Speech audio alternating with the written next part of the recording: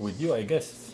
When did it start? When he was PC chief, I guess? With me, it started way early. Actually, kadete pa ako sa West Point. I first met him. He visited, ano? He visited On his 30th class reunion at West Point in 1980. That was the first time I met him. I was a plebe at West Point at the time. And they were staying at my foster parents. We have a foster parent at West Point, Colonel Clarence Andy. He was American but married to a Filipina. And they were sponsoring Asian cadets. So minsan, nagpunta ako sa bahay nila. Pagkatapos, I was surprised. Sabi nila, Mrs. Andy, the wife, the Filipino wife, sabi niya, oh, there's someone here you should meet. Si General Fidel Ramos. I didn't even know who he was. He was the chief of Philippine Constabulary at the time. And I think he was a brigadier general at the time or two-star. I'm not sure anymore. 1980 yun eh. He was the chief of constabulary. So that was the very first time I met him. And then unang-unang sabi niya sa akin was, ACOP. He knows my first cousin, si Romeo and Reynaldo. They're PMA 70 and 71. So, yes sir, sabi ko, PC. That was the very first time. And then of course, when I graduated, pagbalik ko dito, of course, I had to pay courtesy call to him. And at the time, he was assigning all lieutenants to take up the ranger training. That was the. But when you first met him in 1980, did you know him? Only in the news. Only in the news. Yeah, only in the news. Okay. And then, so you continued your training, you graduated, you finished your cadetship, and you came back. Yeah, in the States, I met with si Kati, Colonel Katigbak, he was the one who told me na, kayong mga West Pointer, you actually have a choice, sabi niya. You can either choose between the Philippine Constabulary or the Philippine Army.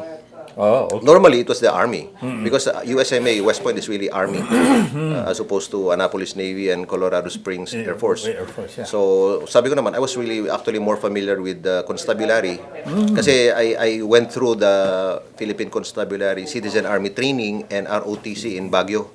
In SLU, I was a CIT Corps Commander and a ROTC Company Commander there. My cousins were PC. So, PC sabi ko, no? Without thinking, PC. Talaga. Were you thinking na, hey, I met the I met the commanding officer of the PC. Hindi naman.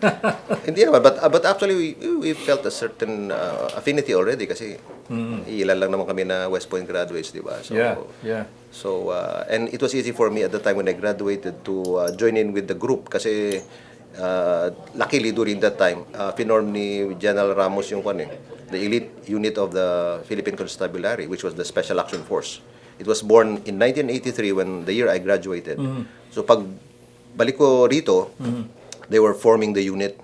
Tapos nandun na sila Ray Velasco, Sunny Rason, my upperclassman Chris Acosta, who was ahead of me. So it was very natural for them to invite me in.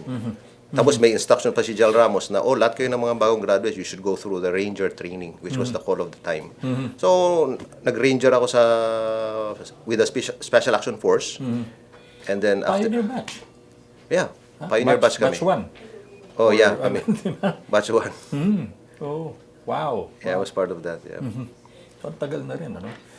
Okay, so you came back. Did your impressions of then General Fidel Ramos change? What do you mean? Iba na yung tingin mo. Really? But I guess in 83, he was already Vice Chief of during Staff, that time? Right? Not yet. He was just Philippine Constabulary Chief pa lang. Of course, syempre, ang impression ko was, we were all very intimidated by our generals. Lalo-lalo na yung major service commander, so it's very intimidating to be in their presence. So, puro kami, yes sir. But the other thing was both of you were West Point graduates. Yeah.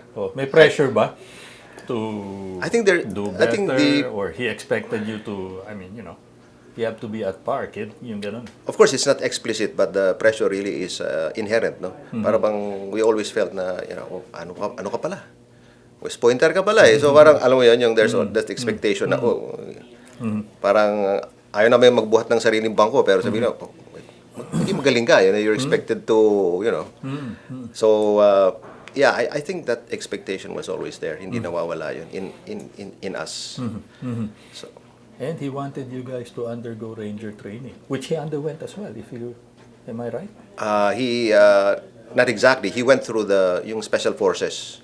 The Then- equivalent, somewhat equivalent of that with the Philippine Army Special Forces, where he was the commander at one time. And so I think it was natural only when he was already the PC chief na naisipan din niya magtayo ng elite unit for the Philippine Constabulary, and he thought of the yun nga, Special Action Force, but this time not special force. I don't know, maybe they didn't want to be the, kapareho lang ng army, so ranger. There are similarities. Medyo magkaiba lang ng konti sa mission, pero very similar ang tactics. So, and I think it was very relevant at the time kasi nga we were thick into counterinsurgency, di ba? Yeah. So I think it was very natural for the PC chief to like his lieutenants to be trained in ranger tactics while leading troops sa baba. Yeah. Oh. We were a small unit. As lieutenants, we were kami yung mga tactical leaders, small unit leaders. And front line, no? Yeah. And it was if I remember correctly, it was a highly trained, very agile, and quick reaction force that was adapted to any situation it had to face. That was the idea. That was their goal. General Ramos was the PC chief at the time, and I think that was their understanding with General Renato de Villa, who was the operations chief of the PC at the time. And so, ang natural choice ni General de Villa, ang favorite niya si Colonel Velasco. So, yeah, that was the mission given to the SAF. Kayo yung kasi ang Philippine Constabulary is a territorial branch of service. Yeah. The provinces were subdivided into provincial commanders all across the archipelago. Pero sabi nila parang may kulang. We need a mobile force na pwede na an elite one at that we can throw kung saan yung mga hotspots. Yeah. So that was the PC SAF. To address the whatever the crisis. Yeah.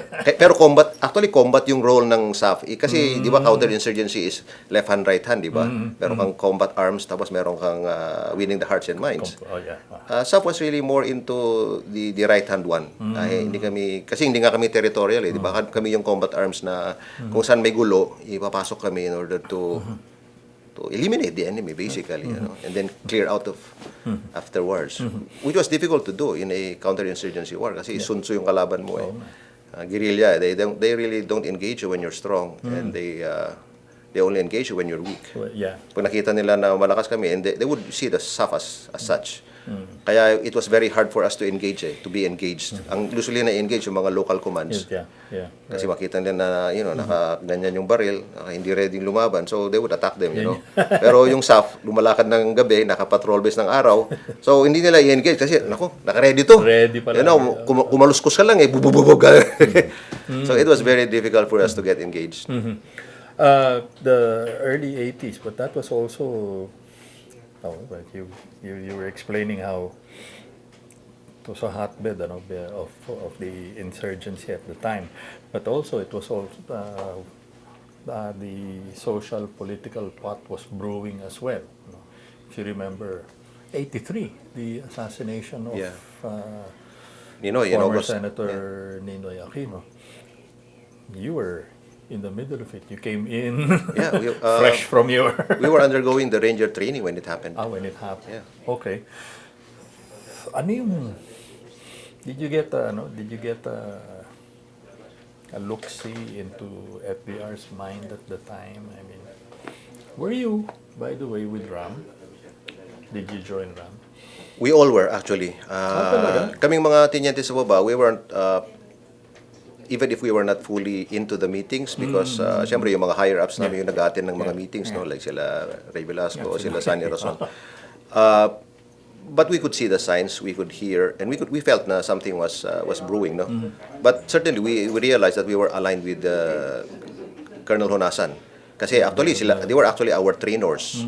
Okay. They were actually Yeah, our trainers. Tama. After, dire-diretso kasi yung training namin eh. Pagkatapos ng Ranger training, we went into, I was among 3 officers and 17 enlisted personnel who were chosen to undergo a special type of training, yung parang anti-terrorism. No? We call it counter-revolutionary warfare course. And our instructors were sila Colonel Honasan and his men.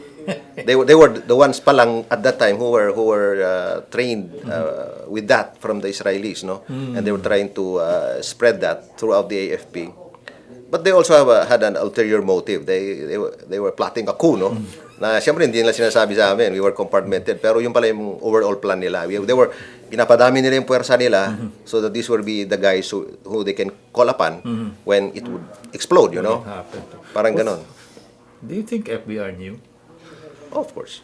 Talaga. He knows everything. Why do you say so? Ano yung Well, if you look at the- indications sa'yo na alam niya? Well, if you look at the larger scenario at that time, you know, he was the PC chief, di ba?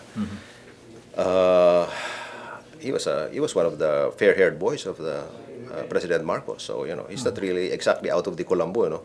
Even if General Ver was favored over him. He was also in constant contact with Minister Enrile, who was the Minister of Defense. So, he was, in short, you know, yung mga sources of information, lahat na nangyayari, syempre alam nila, no? And he also had his own intelligence network sa baba, you know, feeding him information. You know, you have like the likes of sila Sani Rason, Ray Velasco, plus all of the other personalities under the Philippine Constabulary who are very numerous. Ang dami niyan eh, and they're feeding him constant information. So, alam niya, you know, there's no doubt na alam niya. He was just playing his cards very carefully kasi you have to understand, you know, I mean, you know, Matasan ni Marcos din, di ba? They all were. Pagkatapos, there is this power play brewing, anticipating the successor to Marcos. Which was, one of the complaints. Yeah, but the armed forces is the coercive power of the state. You know, they're supposed to remain neutral in favor of the law, not necessarily the personality of the one holding the office, di ba? Yeah, was that also, did he show his hand with that? I mean, particularly a small circle of generals, whom the former president Marcos favored, and then he gets passed over by General Ver for the chief of staff position. May nabasa ka bang himutok or? Ang impression ko kay General Ramos even back then, especially back then, was that I really actually admired him very much at that time. Kasi naalala ko, he was actually willing to leave the service. Yeah, he said it publicly. He was willing to leave the service if that was the call of the times. And he said that being a good soldier, kami mga sundalo naman, after all, sino ba naman kami, di ba? We are dispensable public servants. We serve at the trust and confidence at the pleasure of the leader. Pag hindi naman kami elected officials, we didn't have any entitlements, you know. Pag ayaw nyo na sa amin because we think that we are disloyal or we do not have your trust and confidence, then we can be let go. Si General Ramos said that publicly. Even if we review we can probably see that. And so, of course, sa amin sa military, of course we value we value meritocracy, so it's a big deal for us to rise up, the deserving. So syempre there was disappointment when he was passed over because he was really more senior than General Ver. And so, pero being a good soldier nga, if that is the decision of the Commander-in-Chief, so be it. Parang ganun eh. Sinundan lang niya, no? Yeah. So, but well, like a good soldier. But he was a pretty good poker player. He I would say na kept his at that cards. point hindi pa klaro siyempre yung mga mangyayari, you know. But sabi nga nila if you try to do what's right, I guess you can define it as whether you're aligned with God or you're aligned with the people, and you stick with it. Siguro naman somewhere down the line, something good may happen. So I think that's probably where he was. Were you your assignment then was with the SAF? No? Were you assigned to him or a special assignment sa kanya? Or, Yeah. Until November 1983, I was temporarily with the Special Action Force because of the Ranger training. And then after that, I was supposed to be assigned to the Philippine Constabulary Brigade. And were you assigned to him or SAF? No, nasa SAF? SAF ako. Okay. I was assigned into the first Special Action Company of the SAF. So, special unit. First Special SAF, unit yeah. The talaga. first company. Oo. Okay. And then, the elections happened. The snap elections, di ba? 1985. Well, yeah. Marcos called for elections in 85. The elections were done in 86, February.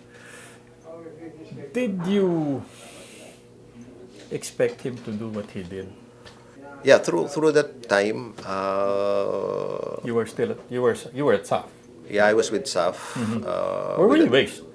Krame, I suppose. Ano kami, we were operating kung saan-saan. In 84, in 83 we operated in Nueva Ecija, and then in 84 we operated in Ifugao and Albay, Legazpi, looking for rebels to engage. And then 84, and then in 84 biglang na-announce na acting chief of staff si General Ramos, di ba? And so yeah, I was still with the companies, and then in 85 just before the EDSA revolution, or probably that was December 84, I think I was selected as one of the officers to be assigned to him as a security officer. Okay. Yeah, so pagpasok ng 85, I was already one of his security officers, and at the same time, di ba, I mentioned earlier na I was part of that counter-revolutionary warfare team of SAF, the first one. In addition, yung association namin kila Colonel Honasan, they were also the ones who trained us in VIP protection. Okay. So yung group, actually yung grupo namin noon, parang kami yung muscle we were a select number, 30 of us, 3 officers and 27 enlisted personnel. Kami yung na-train ng counter-revolutionary warfare by the group of Colonel Honasan. We were the same group also that was trained in VIP protection by the group of Colonel Honasan. Actually, tactically, mali yun sabi nila magkaiba yun kasi this counter-revolutionary team is actually is an offensive force. Yeah. Ang ano nito is really to to eliminate the enemy. Ito namang isa is a very defensive one. Itong VIP protection.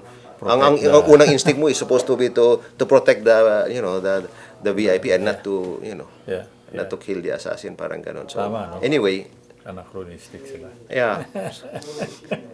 So yeah, we had a impromptu office at the roof deck of the PC headquarters building above his office. Yeah. Oh. And so nung bumutok yung EDSA People Power, Were you with him? Kasi, di ba, he was at Alabang, di ba? And then he had to go back. at that time when it happened, I was not physically with him. But we had teams that were always with him.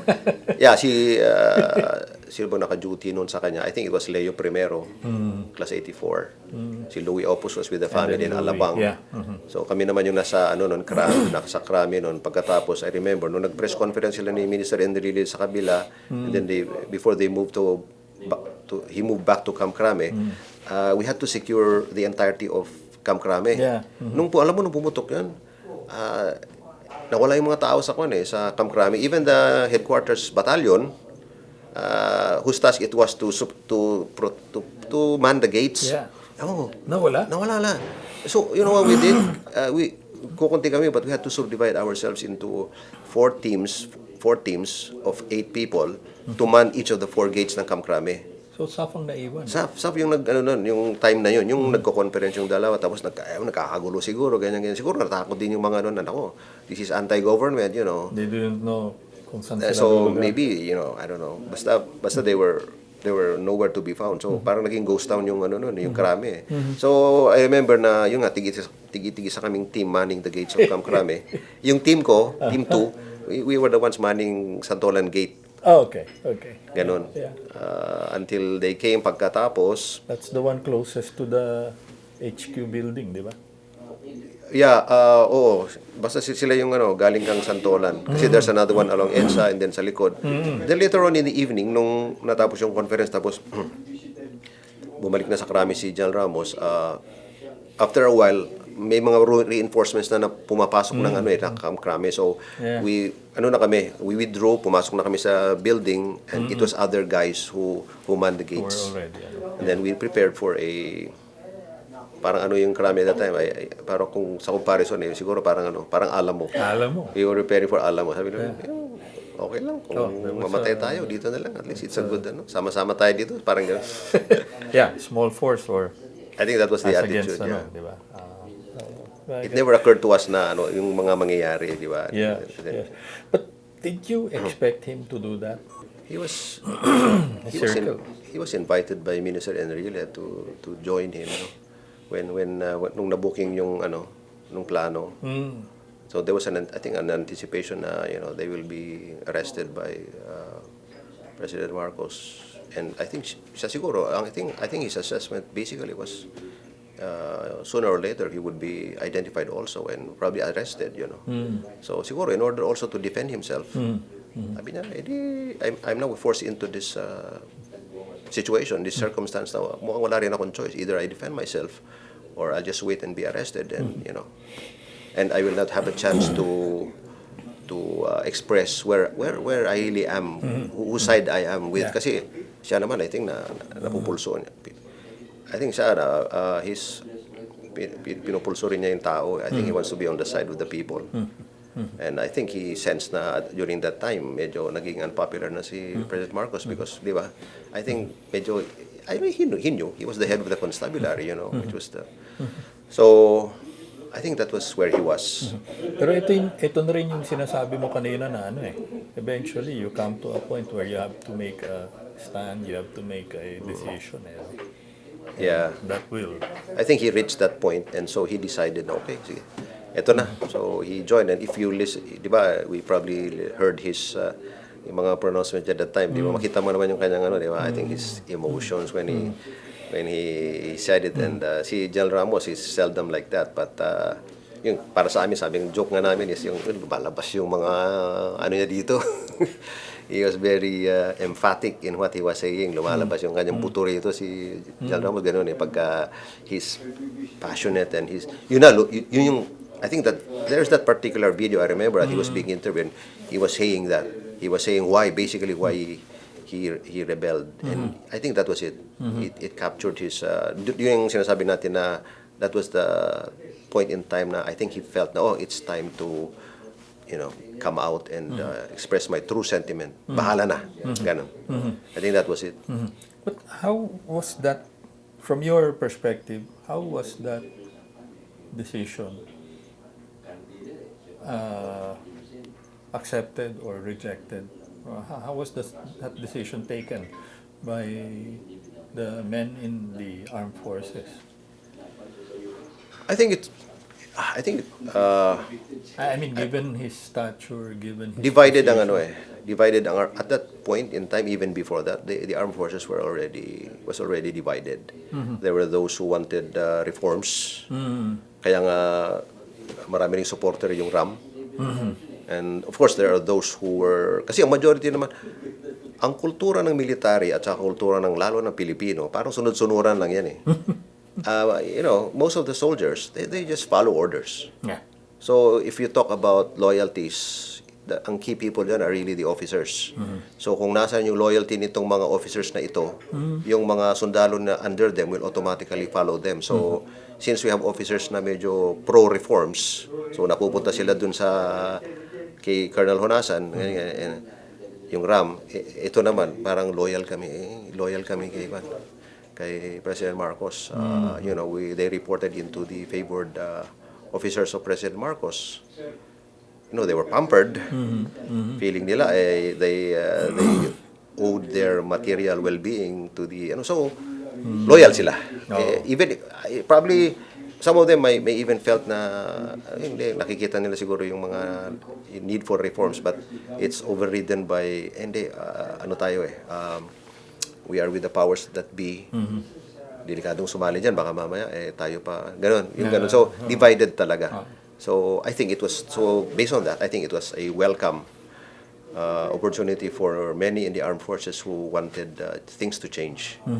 I'm pretty sure of that. So that is probably why, di ba, nung nagtawag-tawag na si General Ramos ng suporta galing sa armed forces, there was a lot of support that came actually. Hindi lang yung pumunta sa kasi hindi naman lahat makapunta sa Metro Manila pero sa probinsya, they were airing their support. Lalong-lalong nung nakita siguro nila na dumami yung people power, sabi nila, we are on the side of what is right. So dumami talaga, dumami. Ano yun? Is that an indicator of his clout, his influence maybe, or the way soldiers respected him? Of course, to a lot of extent, I would say so. Kasi I remember na back then, marami sa amin sa armed forces talaga, kahit hindi lang ako kasi tinyente lang ako, but I would hear from my from people senior to me, including my cousins, sila Romeo and Reynaldo, they respected General Ramos. Ang tingin sa kanya kasi, he was the professional one. He was the professional one. Even though he was identified with President Marcos, but he was seen as a fair, professional officer, not abusive, not hindi yung pag inutusan ka ng higher up kahit na mali without thinking yes sir, gagawin mo. Parang yung utos kay Jalber nun, sabi nila kay Jalber, sabi doon ni Marcos sa kanya you jump, sabi ni Jalber, from which floor sir? So ganun, he wasn't that kind of he was the so iba yung perception sa kanya, iba yung perception kay I think siya yung he was really doing his homework. Even sa mga reports and everything, he would do it diligently, submit all of this, well done. Ganun siya magtrabaho. Lang, nakita mo na yun at that time? Nakikita mo na yun? Well, at that time, syempre hindi pa. But of course, I would see it much later, personally. Pero yung sinasabi ko na is based on what I would hear from, parang in general ba, from other officers within the Philippine Constabulary or even in the armed force. Kasi syempre we were in constant contact with one another. Even kami sa PMA, di ba? We would attend alumni reunion sa PMA. So syempre may mga usap-usapin niya, maririnig mo naman lahat yun Masino. We were into meetings, mga ganun. This guy is a diligent fellow. Yung ganun. There was that. There was a general sentiment. Even the people, I think, Was there a point na, yung alam mo, di ba? Alam mo situation was there a point where you thought na we're not going to make it? Oh, sure, meron. Oo naman. Siguro ganito na lang tayo ngayon, but in hindsight, I remember, naman. In fact, I think, siguro hindi lang man ako nag-iisa. Marami siguro sa amin, medyo parang may kasamang paalam na sa mga, kasi, mga pamilya, no? Kasi hindi mo talaga alam ang mangyari, sa totoo lang. I mean, who would ever think na, did we ever imagine na people power would come, ganyan, di ba? Wala naman yan Right. Akala namin, kami lang di ba? Alam naman namin that's the thing with us siyempre, we know the nature of the opposition, di ba? Part din kami ng gobyerno, di ba? We know how it is like to apply the preponderance of power on even the powerless, on even the minority. And all of a sudden, we found ourselves na kami yun Kami yung weak group. Tapos alam namin yung capability ng the rest of the government to just easily come in and arrest all of us, probably even eliminate us if we fought back. So that was the situation. So, alam mo feeling and all. When did you know that you were over the hump? We're gonna get out of this. Mananalo tayo dito. Siguro yung initial feeling was when people power started to pour in. Ah, yun. Initially, and then later on there was this particular morning na na lumapag yung mga helicopter nila Colonel Sotelo of the Air Force. So they parang ang feeling namin is, oh wow, medyo nagiging confident na kami kasi we have air power. Sa military strategy and tactics kasi you have three components, di ba? Yung ground, naval, and air. Air is very powerful. If you have control of the air, May oversight ka. medyo lamang ka ng konti, malaking lamang mo actually. That's actually the big difference between World War I and World War II. In World War I, it was the trench war they call it, because there was no air power. In World War II, meron carpet bombing and everything, di ba? So we felt na kasama na natin ang Air Force. So I think that turned the tide for us. Makikita mo even yung mga parang mga tao sa loob ng Camp Crime na parang na sila, they were parang jumping up and down with joy and confidence. They felt confident. Plus, puno na rin yung EDSA nun ng mga tao. So, we had a general feeling, I think, at that time na mananalo tayo. Yun din yung jump shot niya di ba? Yeah, Tumalo siya. Yeah, yun. I think he also exemplified yung general sentiment na sinasabi ko by his jumping up and down. I think alam mo naman si General Ramos, parang what he could not express verbally, he did it physically. Body language. Yung nights before yung alam mo namin noon, yung mga gabi kasi we would observe our surroundings noon. I remember pag tumingin kami sa bakod, kasi mga bakod doon sa Krami, mga butas-butas pa yun, where we insert our rifles through. You can see the Marines deployed all around us.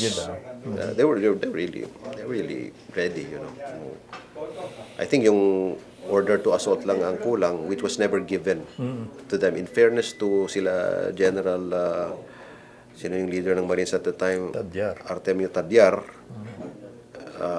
There were generals within the loyalist group then, I think, who suddenly had a change of heart.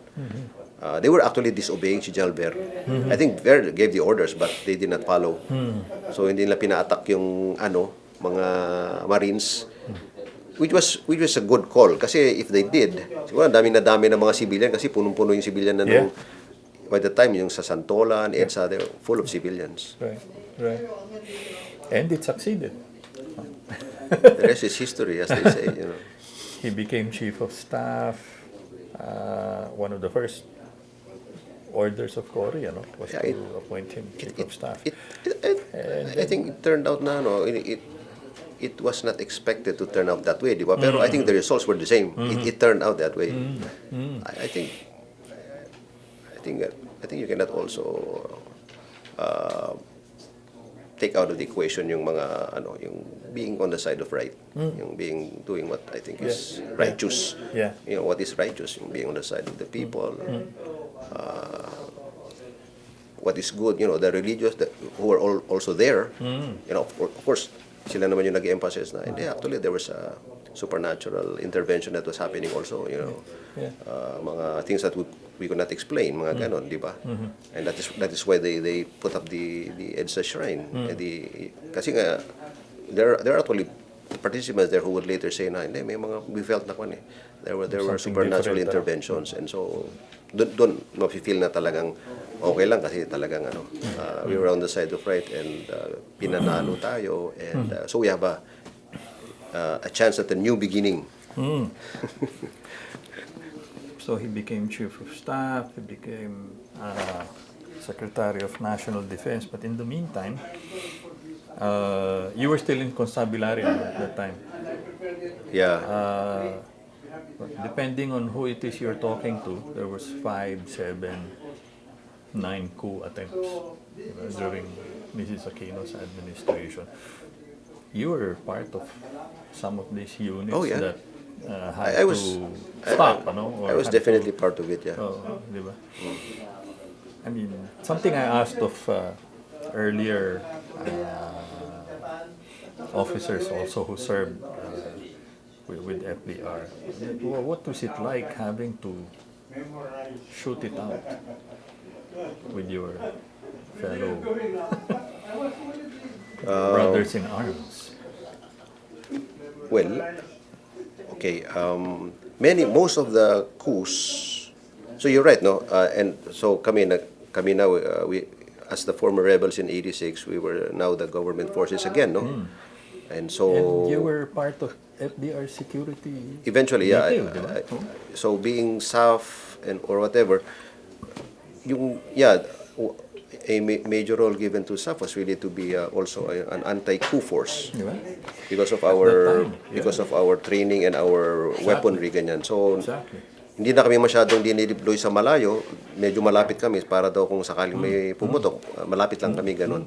And but actually out of the several coup attempts, like 7 of them, siguro dalawa lang yung deadly talaga, di ba, na mayroong bakbakan, di ba? It was the 87 coup and the 89 coup. Yun talaga yung mayroong talagang firefight, no? In 87, I was the company commander of the 4th Company of Special Action Force. We were deployed in Central Luzon at the time.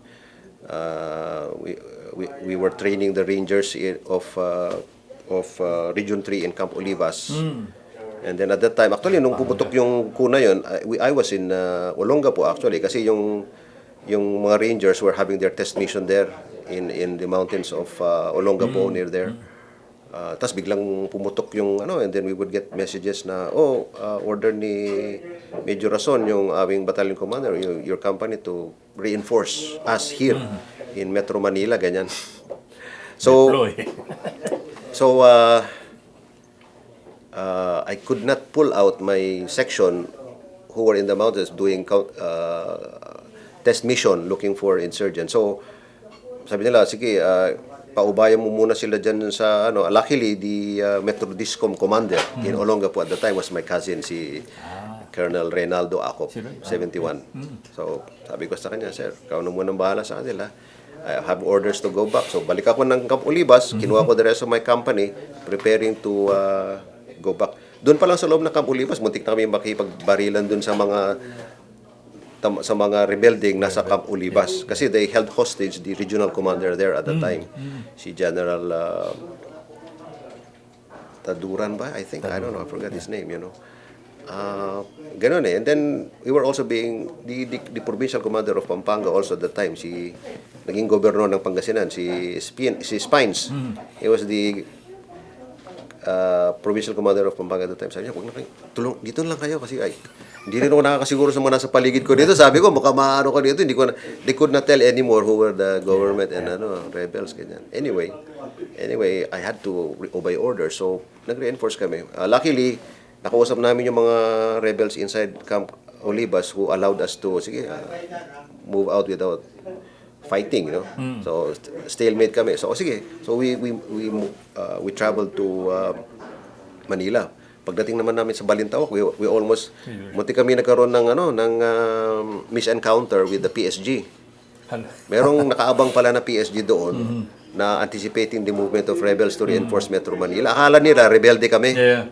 So we almost had a fight with them, And then mabuti na lang nagkaroon ng identification, and so yung leader ng PSG, si Lieutenant Herboy Aquino, who later became my comrade sa PSG din nung time ni Ramos, okay, magkakasama pala tayo. So, punta kami ng Krami. Pagdating ng Krami, sabi niya, Rason, punta ka dito sa Camilot. May laban dito. Yeah. You join the fight. So, Yeah. punta yung kumpanya ko sa Camilot. So, we had a firefight there. We were actually shooting. We had a exchange of fire with the rebels doon sa Camilot. Right. Merong isang block doon na nakadapa kami ni Sunny Rason there. And then I remember may mga kasama kaming mga tauhan ni General Lim. Western Police District were there. Yeah. Kaya siya yung naging overall commander because he outranked Major Rason. Yung katabi nga namin na police, tinamaan ini-snipe So he had to be pulled back. Parang tinamaan siya sa leg. So siya. Eventually, the rebels inside Camilot surrendered. So yun. And then the other one, yung December 89 coup na. Nung December 89 coup naman, Where were you? I already found nasa na ako noon. I was with the Department of Defense. yeah, right. 89 na yun eh. So I was with SAF from 83 to 89. Tapos then I became naging Battalion S3 ako, Operations Officer ng SAF. And then later on, I became the company commander of the 3rd Company based in Aguinaldo. But you were posted with FBR pa rin, di ba? Yeah. At that time. Pero SND na. Pero yung before the December 89 ko, na-assign na ako sa Department of Defense with him. Dun sa unit that used to be the unit of si Colonel Honasan. Meron kaming, pero siyempre much smaller na. Yeah. We call it the Special Security Operations Group. Yeah. So I became the SOG. deputy of that, the SOG. Right. Ang boss ko si Boying Alarcio. Oh, okay. Si Boying Alarcio was my boss. So, yun, biglang pumutok yung kuna yun. So, Yun, malupit yun, magkakasama na kami ni FVR noon. Malupit talaga yun. Akala ko talo yung gobyerno. Anyway, I remember na when it happened, yung first night it happened, there was a call. Sabi ng mga, may tumawag sa amin eh. Sabi may mga rebelde dito sa gate I think 4 it was, no? Along EDSA, one of the gates ng EDSA. Mabuti na lang, I immediately got a team, pumunta kami doon. Dala namin yung heavy weapons. Mabuti we caught them in time. Yung palang nangyari was, palabas yung mga rebelde na nagransak at nagnakaw ng mga baril sa armory ng finance center. They were already there, ready to move out. Mabuti dumating kami. And then inilawan namin sila. Tapos hinarap namin yung M60 sa kanilang ganyan. Di sumuko sila. Tapos nabawi namin yung mga ang dami mga mga Armalite, no, M14s galing sa armory ng finance eh.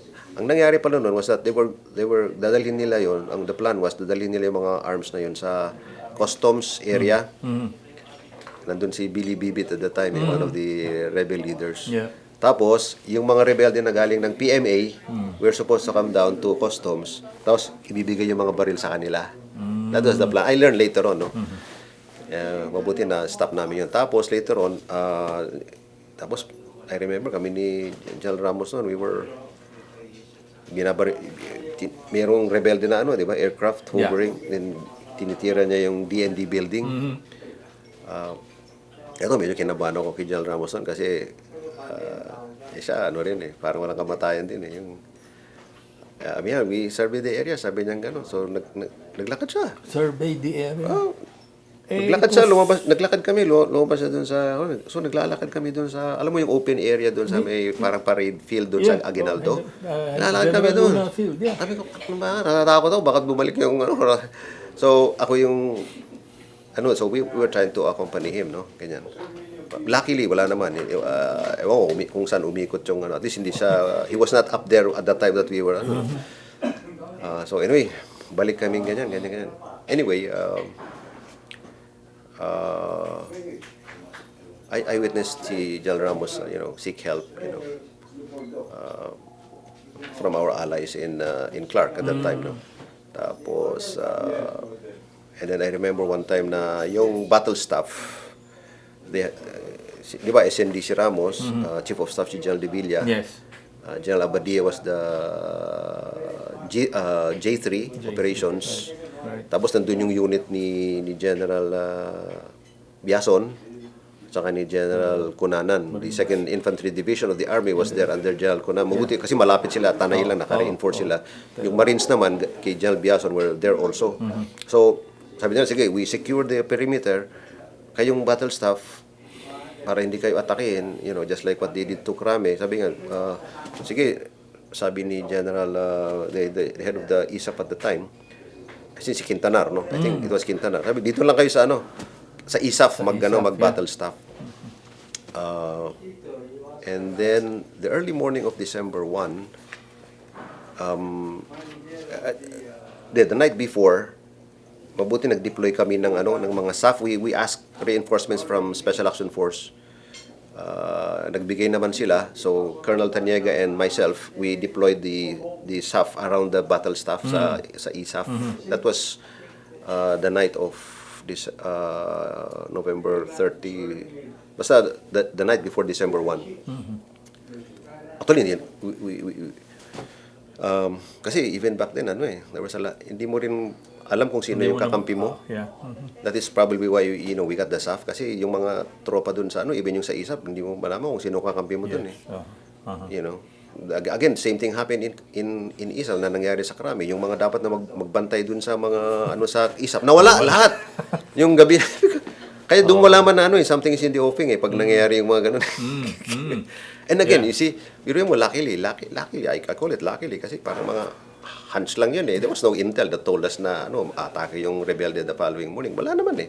Yung hunch lang namin na mukhang, so, it was a very fortunate thing that we did that with Colonel Tanyang. Naglagay kami ng SAP doon. Kasi you know what? Umatake yung mga rebelde nung the following morning eh. Yeah. In the early morning of December 1, di ba? Umatake yung umatake yung rebel marines, yung 4th MBLT under De La Peña. Matake sila. Walang nagawa yung mga MP doon sa gate. They were able to penetrate through on foot. So hindi sila detected na nandun na sila actually just outside the bakod of ISAF. Luckily, kaya kasi sabi ko siya, there are little things na I don't know, if parang mga mga supernatural things that are happening Kasi biro mo, that particular time, in the early morning of December 1, maybe it was 2 a.m. or 3 a.m., yung ISAF kasi nandito nandito yung ISAF. I don't know if you've ever been inside Aguinaldo. ISAF is here, and then yung DND SOG is here, and then the DND building is here. Right. The gate is over there. Correct. So, yung SOG dito, humingi sila ng ito pala, sabi nila, kulang tayo ng recoilless rifle. We need to get one from So, pinadala namin yung isang sasakyan para kunin yung recoilless rifle sa SOG. And then, while just moving from that little distance, nailawan na, puro rebelde na. Nakita nila, siyempre umilaw yung kotse, no? Nakita, gulat sila. Ang dami mga rebelde dito. Tapos yung mga rebelde, they were signaling the car na parang pinapapatay yung ilaw. Parang pinapapatay yung ilaw. Parang hindi sila makita, di ba? Siyempre hindi sila nagkaintindihan. Yung mga hindi pinapatay. So, bitaril ngayon nila yung kotse. So, nagkaroon ngayon ng early warning, di ba?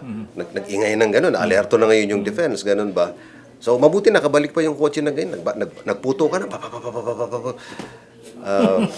So, sabi namin, mabuti na nakadeploy yung SAF na we had the higher ground, may bakod kami, may higher ground kami. So, yung mga rebelde, nakakalat sa open So, wala. They had to withdraw. Balik sila. So, It was a difficult time. You had to shoot people you knew. Pagka ganun kasi, yung hindi mo na rin iniisip yun You just have to, deal with the situation, di ba? Yung, alam mo na kabaro yung kinakalaban mo, pero at that point in time, sanay na kami, parang Bagay. it happens, parang ganun, di ba? Ito na nga Oo, andyan na yan na nga. Either they shoot you or you shoot them, parang ganun. Yeah. And that was another miraculous event Tapos nung pumasok ako sa loob nung medyo na-repel na sila, parang nagulat pa nga sila sila General De Villa. They didn't know what was happening outside. Hindi nila alam na muntik na silang ma-overrun. Oo nga. Yeah.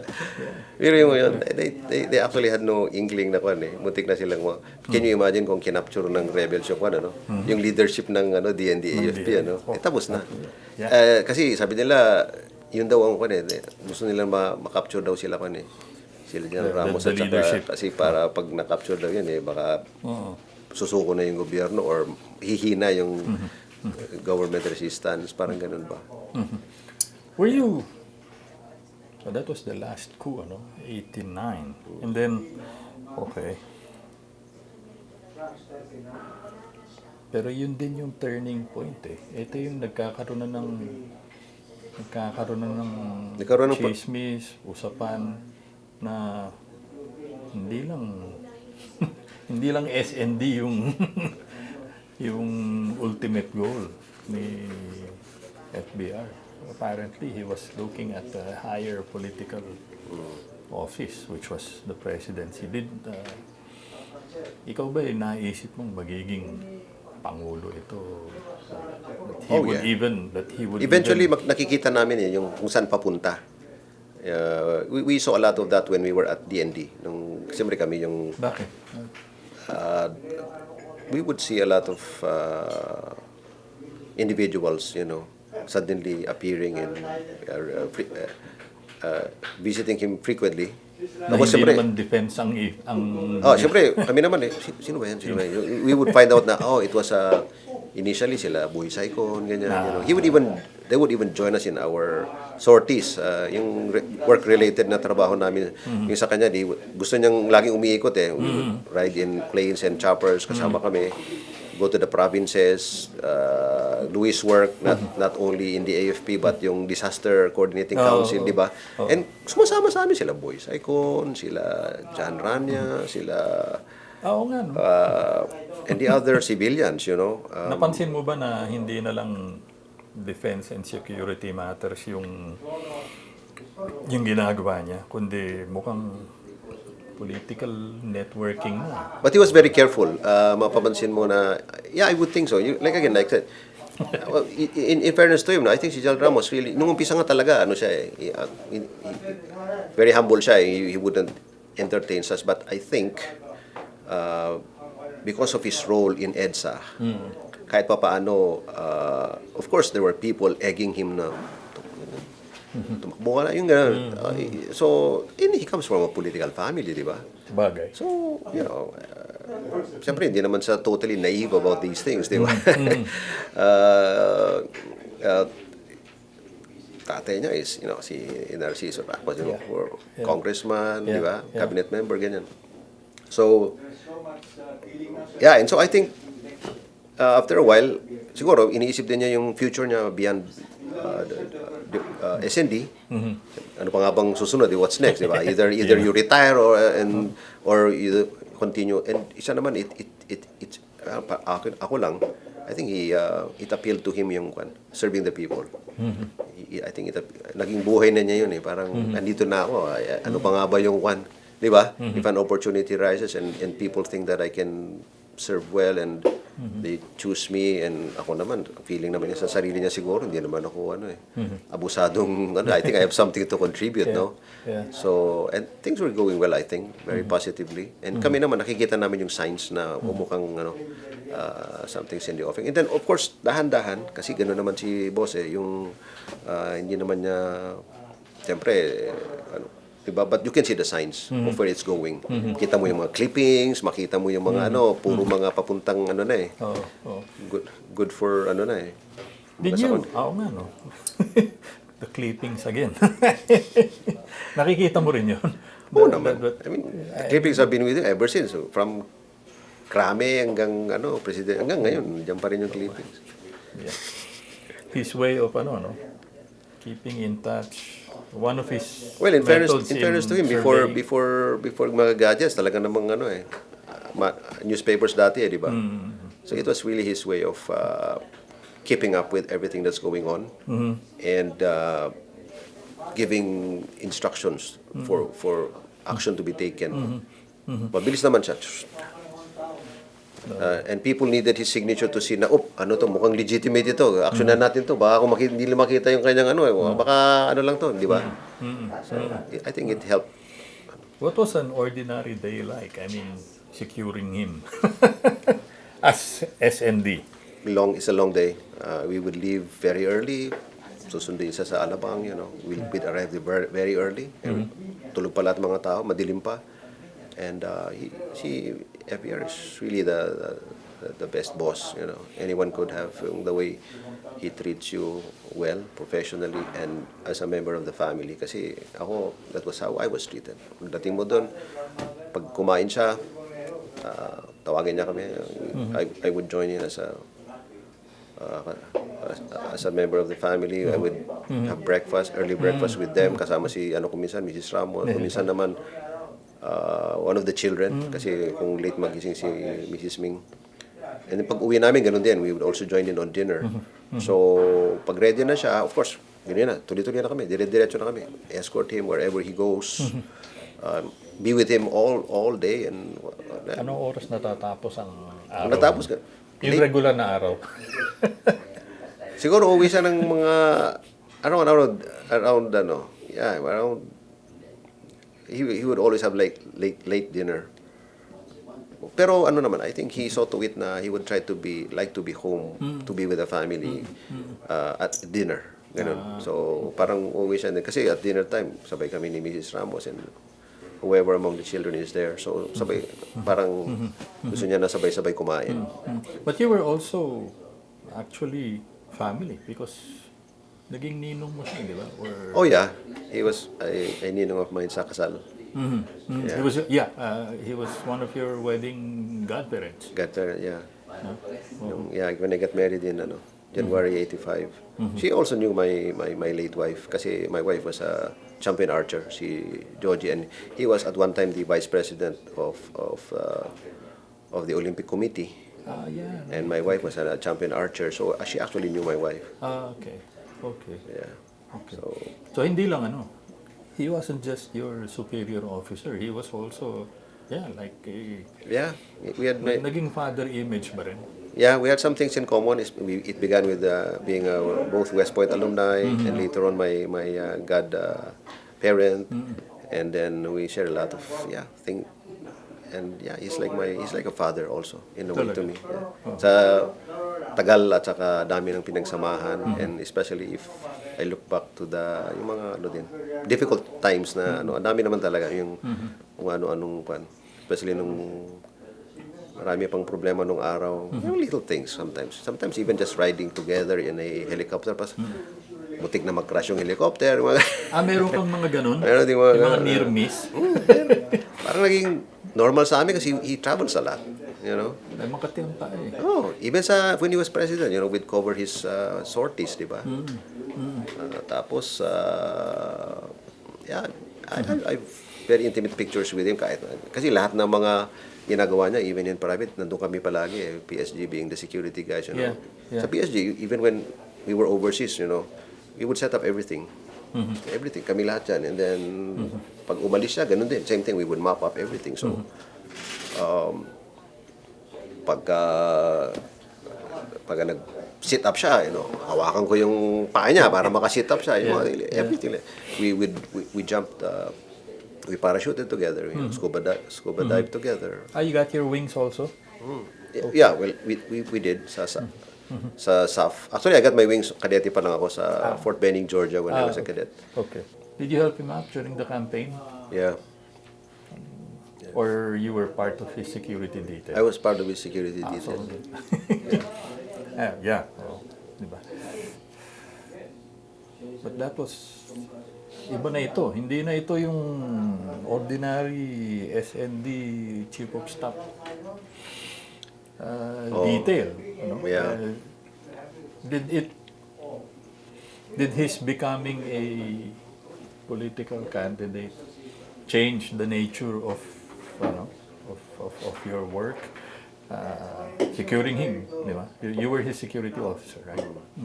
Sa amin mga professional military guys, hindi we look at our job as the same, kung ano yung level ng serbisyo na binibigyan namin sa kanya when he was in uniform and then when he became a retired civilian politician, pareho lang.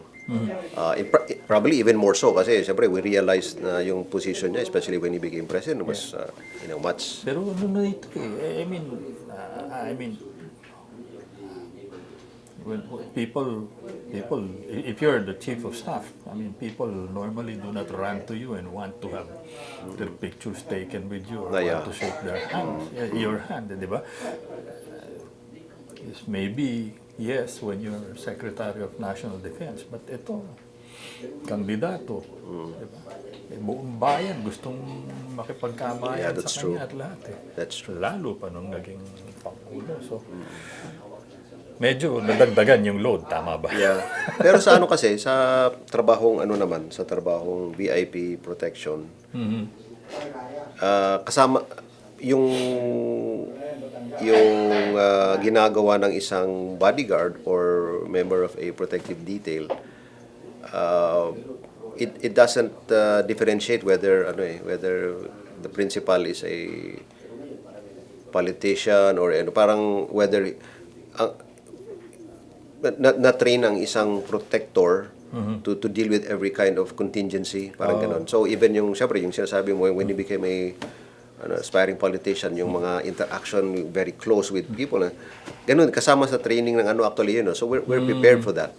So di ba, for example, pagka masyadong lumalapit yung mga tao sa kanya, ang tendency ng protector is also to do the same. Lumapit ka rin, dikitan mo rin. Or even probably isasanggam mo yung katawan mo para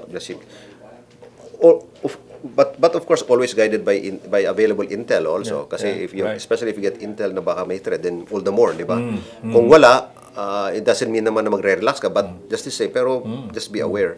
Ngayon kung medyo malayo-layo ang contact between him and people, medyo mag-relax ka rin ng konti, medyo mag-disperse din kayo. Pag lumapit na naman sila, lapit kayo, mga ganun ba? But he was like that di ba? Yeah, and he made it difficult. Dito di ba? Maya-maya, di ba? Di ba? Pinahirap niya kasi kung minsan intentionally he does that he tries to be unpredictable. Okay. He tries to be unpredictable. For example, pagka parang rin siya, naglalaro si boss nilalaro ka rin niya. Kung makita niya na medyo na kayo, ayos na kayo, medyo he will challenge you. Medyo babaguhin niya yung scenario. He likes doing that, He likes to do that. You, Yeah. Especially sa amin. I mean, paborito na kami, mga militar. Kasi alam niyo, mga militar, mga kami, mga can do, flexible, can take. So kept you on your toes. Oh, yeah. In fact, I remember one time during the EDSA Revolution, nung nasa loob kami ng krami, umaakyat kami ng stairs na ganyan, nadulas yung isang bodyguard niya na sundalo. Siya pa nga yung siya pa nga yung tumulong Parang baliktad Oh, iho. Yeah, that's may mga ganun pa siya he tries to I think hindi naman nawawala yung siyempre yung pagkagangho militar, di ba? Yeah, he was that also, On one hand, he was strict di ba? Very stern. I think what you're seeing is a very lighter side of him. When he was in the service, he was, of course, very different. He was very traditional, stern military guy, But once in a while, it would come out, di ba? Yeah, lalo na nung naging politiko na siya, talagang siyempre, he transformed also. Did you expect to be assigned to when he won, So nanalo at lahat, di ba? Did you expect to join him or eventually get posted to PSG? In fact, we did, yeah. In fact, we did. Kasi it almost happened like automatically kasi unang-una nandun na kami. We were already with him through the even siya, syempre he would prefer people he is comfortable with to be in his inner circle and continue doing things for him, mga ganun ba? Yeah. So we continued to do that and even added on kasi syempre PSG malaking unit yan Yes. So whether we liked it or not, talagang we had to take in additional officers and men. But yes, you were his first security first and last. Yeah, nung nag-take out siya, I was the one on duty as security officer. And then I would occupy positions within the PSG. Yung first one was I was the commanding officer of the first escort company. That is the company in PSG which provided the close-in detail for the president and the first family, first lady. So you were COPE? CO First Escort, PE. Di ba? Yeah, CO First Escort PE. Presidential escorts, yeah. I was a company commander kasi meron kaming COPE. Iba pa yung COPE. He was our battalion commander. Yeah. Initially it was Boying Alarcio. Siya yung COPE namin. Okay. And then later on, I became the COSRU, yung CO ng Special Reaction Unit, which was another unit of the PSG in charge of the counter-action team. Kayo di ba kayo yung mga nakaitim? Yes. Yung mga nakaitim na... Kasi yung sa convoy, di ba, merong mga... Ang kasama sa convoy, yung mga PE at saka SRU. Defensive yung isa, offensive yung isa. Kayo yung tinitingnan namin na hindi marunong umiti. Yeah, you're supposed to always be on the constant lookout for threats. Yeah. Yeah, right. ears were always, For example, yung iba, baka hindi nila naintindihan. No? Siguro yung ibang mga tao nagtataka sila, bakit may nakadeploy na mga nakapajama dun sa tuktok ng building, no? Well, those are actually counter-snipers. Pagka may mga tall areas around the president, siyempre, ang trabaho ng mga yun is, they're up there for observation and with their scopes para in case na may makita sila na they can easily counteract. yeah, Overwatch. Yeah. Ganun. Wow. That's the idea. And then later on, I became the deputy intelligence officer naman, deputy G2 ng PSG. And then when General Kalimlim was our commander, and then deputy niya si Colonel Esperon, si John Esperon was my boss. We became part of this parang anti-drug task force. So, dami namin trabaho noon bukod dun Special assignments. yung mga parang secret service ng US, di ba? They also do operations against yung sa counterfeits, mga ganun. Right. Yung sa amin, bukod dun sa ginagawa namin sa meron pa kaming extracurricular na na anti-drug Yeah, but the Secret Service is basically Bureau of the Treasury sila. Yeah. And Iba sila. except that We do the same thing, but military kami dito, sila naman sila civilian. Yeah. Tell me about the posting as presidential escort, because that sets you guys apart from everyone else in the unit, because you see a grenade, you see a gun muzzle or barrel. You're the guys who stand in front of it, di ba? Yeah. Or who will drop your bodies on a grenade, or di ba? Although Physically. in fairness to everybody, syempre yung the protective detail is really a big team Yes. in people performing different roles. Right. Pero syempre yung mga escorts, yung mga close-in, they are the ones Exactly. closest Right. to the VIP dun sa different circles of protection, so they'd be closest na ganyan. And you're right. Ang main nila talaga is to basically keep the principal alive. So if there is a threat na baka ma-threaten yung buhay niya, you're supposed to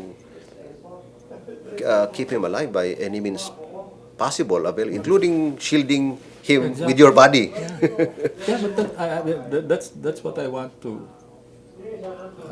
get out of you, sir. What's the thinking? What's the thinking behind it? I mean, that's your life. Yeah, in well, exchange for his. kasama actually yun dun sa pag-screen ng mga kung sino po pwede dun sa protective detail. Yeah, that is taken, and that should be taken into take consideration by the officers who choose who should be in the detail. So like sila Boying Alarcio, the COPE, pipiliin niya yung mga tao niya na sino ba yung medyo may courage dyan, di ba? Na hindi ito yung baka tatakbo. Ganon. So, you could say na yung mga tao na yun, they're piling-pili sila. And that's a certain amount of what? There's a certain amount of loyalty, and I guess pagtingin mo dun sa principal, kasi I mean, Yeah. diba? Even yung sundalo, in-explain sa kanila na ganito. Siyempre, so siya, alam din niya na, okay, that's part of my, so yeah. Kaya kong gawin yan kung sakaling, if it comes to it, parang ganun. Pero andito na tayo, no? So, ito yung isa sa mga pangulong ang kati talaga ng paa, di ba? So, I mean, he was everywhere, mga probinsya, and even in engagements in Metro Manila or at the palace. I mean, di ba? He would stay engaged, come up close and personal with people, shake hands, wave, Indefatigable. pose with them. Inexhaustible. And then even when he's overseas, and then the overseas okay pa pero pagka nasa probinsya, di ba? I mean, i-describe mo nga sa akin yung sakit ng ulo. Protecting that kind of a principle. I remember na yung PSG assignment was really one of the most challenging for me and for any officer siguro. Yung sheer yung sheer volume ng trabaho, yung gagawin ganyan is there, plus yung challenges at saka yung not just the physical ano din thing of it, but the larger scope of things, di ba? Very strategic, di ba? Kung may mangyari sa presidente, di ba? Sabi nga namin, parang mas matindi pa itong trabaho na ito compared to a commander of a unit, no? Kahit na mawalop yung unit mo, siguro yung impact, not belittling lives, but yung impact niya sa bansa is parang ano lang, di ba? But if you lose a president, you know, parang ganun eh. So that was how we looked at it. Yeah. So yeah, talagang ikot ang puwet talaga namin. Talagang ano. In fact, nung natapos nga yung assignment ko sa PSG, I was actually relieved eh. I felt a sigh of relief kasi parang nawala na yung bigat. Parang napunta ka na sa normal na. It was really very hectic actually. Pero ewan ko, I do not know how others felt, but para sa akin, the whole time I was there, I felt honored to be part of kasi alam ko na I was performing a very delicate task eh.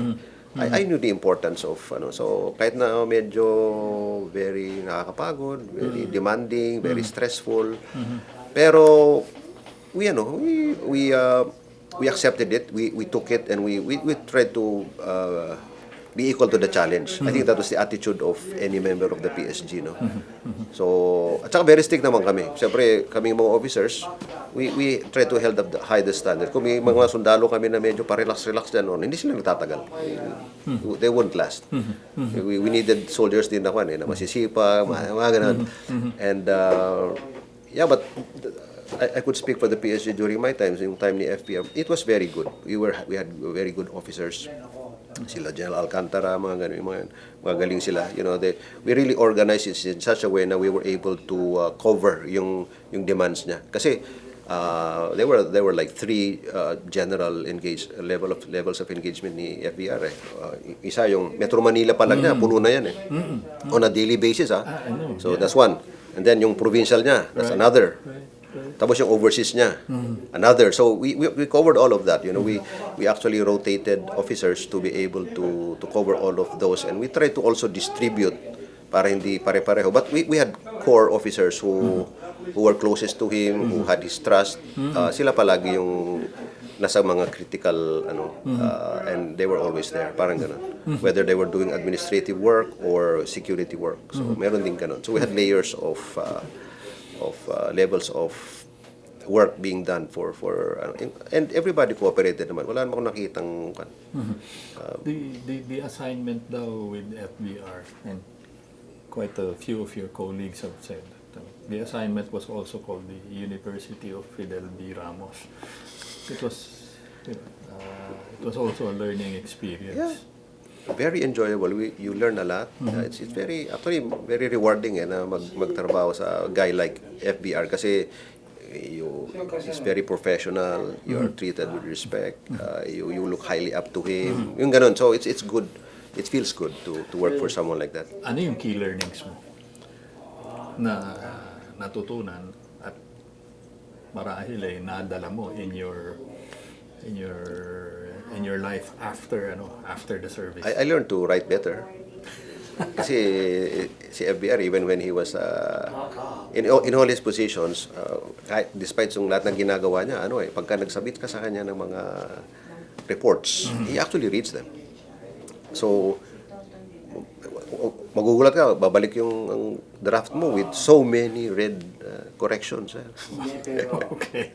So siguro SND pa lang siya kahit paano yung writing ko had to improve kasi otherwise pabalik-balik yung papel ng ganyan hanggang sa mawala na yung mga red eh. So siyempre you become better at that, Kahit na simple letters lang to his acquaintances.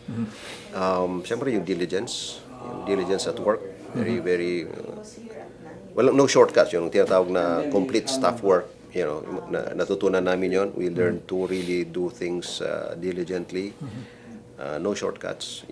There's no way around it. You just keep on working, We had a colleague na si Ruben Carandang, for instance, kahit na hindi siya matulog, basta magampanan lang niya yung trabaho, gagawin niya yun. And that was the demand. So, tapos yung... So, nahawa ka sa work ethic? Yeah. It's contagious work ethic. Yeah. It would be normal for some people who observe it to say na, parang anong boss mo yung, kasi we pick up things from him, pati yung clippings niya, pati yung, yung being organized sa ginagawa, yung planning, and ganun, nakukuha namin sa kanya, and we pick it up. Not just me, but others as well. I know. Sometimes, even the way we dress, even the way we talk, sometimes nakukuha na, hindi namin namamalayan na napapagaya na kami sa kanya. Ganun ba? Nadala mo yan sa iyong private Yeah. business practice ngayon? Especially especially right after him. Yeah, I think so. Yung pagiging seryoso sa trabaho, but at the same time, being aware of the larger scope, and you try to fit into it. Tsaka I like his also yung kanyang diplomacy, kahit na he feels strongly about things, pero he has a way of communicating so as not to unnecessarily antagonize people. He's very good at that. Talaga. He has a way of dealing with different kinds of people na nararapat. Alam mo yan, yung hindi, there's some personalities na they just cannot adjust themselves. Abrasive. Oo, siya he can adjust himself. He can talk with different kinds of people at the level that he's supposed to. Talaga? So, nakaka-adjust. So, teka. So, pati ba yung temper na dala mo? Na Sometimes hindi ko alam kung galing sa kanya yun, but yeah, in a way siguro we were serious about her, especially the PhD. So there were times na we had to we would come in friction with others in the team, kasi nga yung sa amin kasi napupunta yung demands niya. I think we were the ones who felt the most pressure kasi kami yung pinakamalapit at saka lagi niyang nakikita. Tsaka if something goes wrong also, we were the ones who would normally bear the brunt. Siguro yung mga iba medyo mas tapos later on he would say na hindi, kasi I know na you can take it, mga sundalo kayo, you can take it. So kung hindi nagde-deliver yung ibang we would really make sure that they do mataas ang standard niya. that's something We would do that for him if That's something I picked up also from a few of your colleagues. Yung implied mission. Tama ba yun? Doesn't say it directly, pero we also pick it up from him. We have to adjust ourselves and come up to his level of excellence. Otherwise, magiging kang liability instead of an asset, and you will not last long. yung kumiling lang daw ng kaunti yung ulo, alam mo na kung ano ibig sabihin. Tama ba yun? Yeah, tama. Is that really? Yeah. I mean, yung years of learning yun. Yeah. Having been. Oo naman. Yeah. Okay. Mahilig naman sa ganun. May mga ganun din siya. Even, kasi multitasking yun, even sa, especially to us, his aides and officers, ganun siya. Minsan, bibigyan kanya ng, or alam mo na, yung cutter ng sigar ko, dali mo na rin. Okay. Little things. You should, yeah, marami siyang ganun si FVR. Let me just confirm it. Alam mo rin yung kamusta ang panahon dyan? Yeah. Alin siya? Oo. Oo naman. Diba? That's probably the first thing sa umaga. Talaga. How's the weather? Yeah. Oh, yun. Yeah. How's the weather? Or the state of the cigar. Kung medyo nalalapirot na, alam mo nang Yeah. something is wrong. I actually miss his, I think the nation does, yung leadership ni, yeah, especially now, anywhere really. I mean, if we look back to, kami na were very much aware of what happened then, it's sayang din in a way, it's what is needed, these kinds of leaders and that kind of diligence and dedication and moral excellence and whatever. It's needed. Sometimes it's lacking now. How things have changed a lot. What was... You were posted with him for quite a while. You knew him even early in your career in the military. Plebo pa nga, diba? What was the cost for... what was the price you had to pay for being closely associated with him. What do you mean in terms of my Social life, career or family, ano? diba? I left Were the you ser- able to spend I left the service. so that you can spend time? I left the service for me. Um, I did not continue in the military when a lot of people expected that I would, and for me, um, una, it's hard to operate in an environment na, you can no longer practice what you were trained for. How did you keep in contact with him even after he was president? But you were still in the military, ano? Ano yan, After padaan-daan his kayo, presidency, I was assigned with the ISAF. Okay. I was the commandant of the intelligence school there, and then I went to the army, and then when I was there, I met some superiors that really convinced me that it was time to leave. What do you want people to remember most of him, of FBR? Well,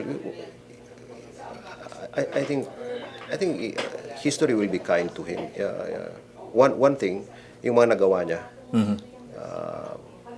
For example, maybe a lot of people are not aware, but even during the time of Marcos, during the martial law years, siya mo din, he was the chief of constabulary for a long time, no? So actually, people accuse him of being a martial law implementer. Pero on the positive side, I think he made sure that abuses were not committed unnecessarily or ano. Yung And as president? even when he was Secretary of Defense, peace and order. I mean, the coups that he had to quell, yung mga disaster that he managed well as di ba? Yung mga ganun ba? His presidency, I don't know if yung mga nakikriticize ng presidency are really biased and do not really know the facts, and if you compare to wala namang binatbat yung mga ngayon di ba? They would even talk about yung modernization daw ng AFP or yung mga kasalanan si Ramos doon. Diyos ko po. They do not know what they are talking about. So a lot of people say stupid things that they do not know, unfortunately. Ako wala akong pakialam sa kanila sa totoo. And then in that sense, I think yun yung kanyang and because of that, I think kahit papaano history will be a little bit kinder, no, to him, I think. In terms of yung fallibility of man, sino ba ang hindi, di ba? So I don't think people will even want to go there because they will be criticizing their own selves if they do, Sa dinami-dami ng pinagdaanan ninyong sabay together, would you do it all again? With him, under him, yeah. It's like I said, I miss those days, Ako, ang naramdaman ko kasi nun, it was really it felt very rewarding to be working. Kahit na mahirap ang gobyerno, public servant, but if you work with a guy as dedicated and as professional and as it feels very worthwhile to serve. Which I find difficult, very difficult naman kung if you serve under guys you don't believe. na parang in my case, it just so happens now, we had a lot of affinities as well, Pero kahit natanggalin mo yun, kahit na yung quality lang ng pinagsamahan at saka yung nagawa, it's already very worthwhile for me. And I can honestly say na yung mga sumunod sa kanya na medyo alam, and you know what I'm saying. I mean, these are all publicly known, diba? So that I would. In fact, ang ano ko lang siguro, ang regret ko lang is I served under him as a junior public servant. I wish I'd served under him as a more senior public servant. Then you would probably have seen me as a chief of staff or Secretary of Defense. Joke lang. Thank you very much for your time. Thank you very